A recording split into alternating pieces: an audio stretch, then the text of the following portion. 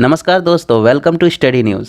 आज हम लोग इस वीडियो में एक शानदार महल के बारे में जानेंगे जिसका नाम है मैसूर महाराजा पैलेस। इसे मैसूर पैलेस भी कहा जाता है। ये कर्नाटक में मैसूर शहर के केंद्र में स्थित है। क्या आप जानते हैं कि ये महल भारत में सबसे अधिक देखे जाने वाले महलों में से एक है। मैसूर महाराजा पैलेस ये भारत में सबसे बड़े महलों में से एक है। इसे अंबा विलास पैलेस के नाम से भी जाना जाता है, जो मैसूर राज्य के वोडेयार महाराजाओं का निवास स्थान था। स्थानीय रूप से कन्नड़ में इसे मैसूर अरमाने कहा जाता है। अब जानते हैं इसके कुछ रोचक तथ्यों के बारे में, मैसूर पैलेस के इतिहास के बारे में। आपको मैं बता दूं कि मैसूर पैलेस का अपना एक समृद्ध इतिहास है। इस पैलेस का निर्माण वोडेयार राजवंश ने 14वीं शताब्दी में किया था। जब इसे बनवाया गया था तो ये पूरी तरीके से चंदन की लकड़ी का बनाया गया था, लेकिन साल 1638 ईस्वी में महल के ऊपर आसमान से बिजली गिर गई, जिसके कारण इस महल का बहुत बड़ा नुकसान हुआ था।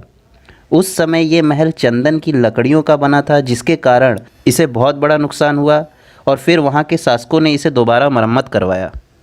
इसके बाद 1793 में हैदर अली के बेटे टीपू सुल्तान ने वोडेयार राजा को हटा के मैसूर की सत्ता संभाल ली थी। टीपू सुल्तान के शासन के दौरान महल को मुस्लिम वास्तुकला शैली में ढाल दिया गया था, लेकिन 1799 में जब टीपू सुल्तान की मृत्यु हो गई थी, तब वोडेयार राजवंश के 5 वर्ष के राजकुमार कृष्ण राजा वोडेयार तृतीय को राज सिंहासन पर फिर से बैठा दिया गया और इस महल पे वोडेयार शासन फिर से काबिज हो गया।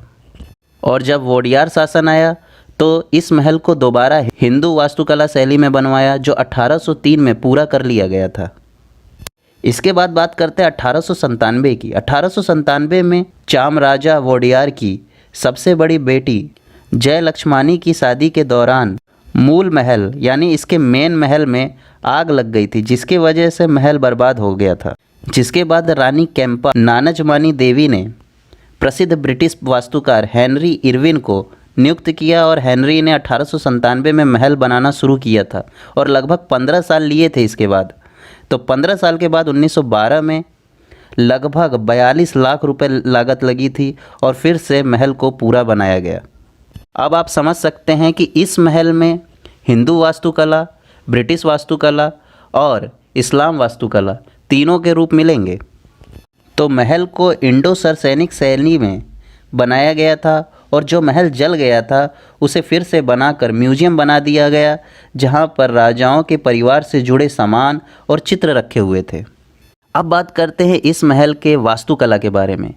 इस नए महल में 3 मंजिला पत्थर की संरचना है, जिसमें संगमरमर के गुंबद और 145 फीट की 5 मंजिला मीनार है। और इस महल के बीचों बीच जो मेहराब है उसके ऊपर हाथी, हिंदू देवी देवताओं की बहुत ही सुंदर मूर्तियां बनी हुई हैं।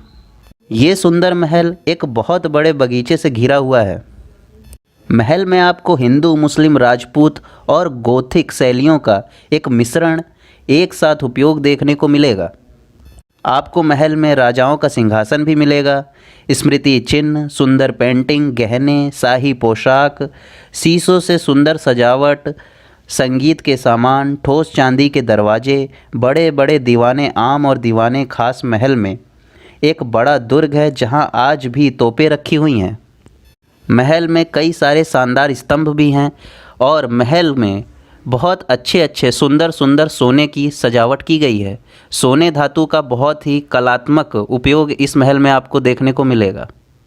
इस महल में आपको ऐतिहासिक दृष्टि से काफ़ी इम्पोर्टेंट रॉयल पोर्ट्रेट गैलरी, जहाँ पे बहुत अच्छी पेंटिंग रखी हुई है, देखने को मिलेगी।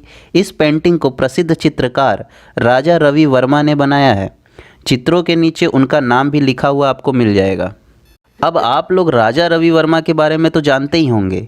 ये भारत के विख्यात चित्रकार थे। इन्होंने भारतीय साहित्य और संस्कृति के पात्रों की पेंटिंग बनाई थी, जिसके लिए कई बार विवादों में भी रहे थे।